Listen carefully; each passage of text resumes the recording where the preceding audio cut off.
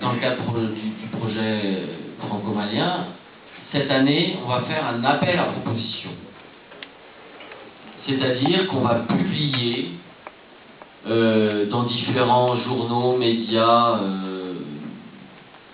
un appel à propositions qui dira en gros, vous êtes une collectivité locale malienne ou une association malienne en partenariat avec des migrants, des associations de migrants légalisées en France, en Europe, dans les pays de la CEDEAO, etc.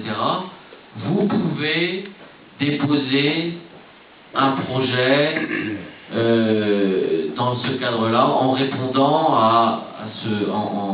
en remplissant cette demande, etc.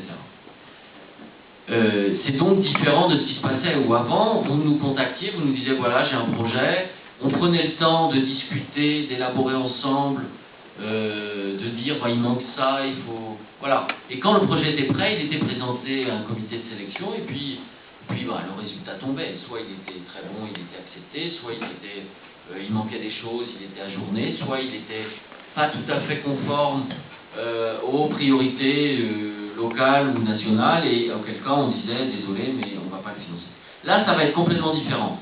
Je prenais l'exemple tout à l'heure, là on va dire comme une course d'athlétisme, vous êtes tous sur une ligne, à un moment donné on va dire voilà c'est le projet, c'est le moment de lancer le projet, donc vous allez démarrer, et puis finalement il y aura un temps donné, vous aurez 2 mois pour nous répondre, et au terme des 2 mois on dira c'est fini.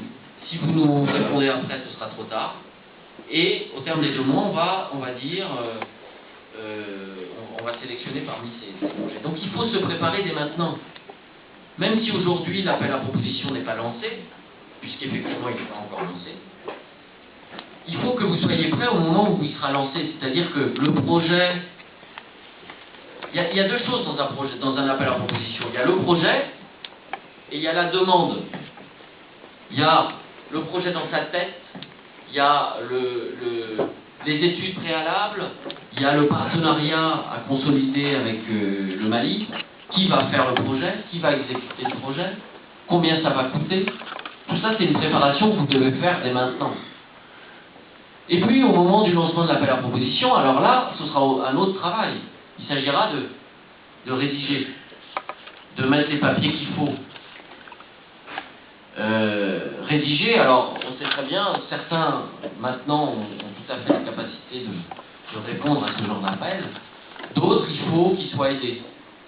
C'est pour ça qu'il y a 2 jours, on a fait une rencontre à Paris avec les ONG, avec les collectivités locales, pour vraiment les informer sur ce dispositif, pour qu'ils puissent vous appuyer dans l'élaboration.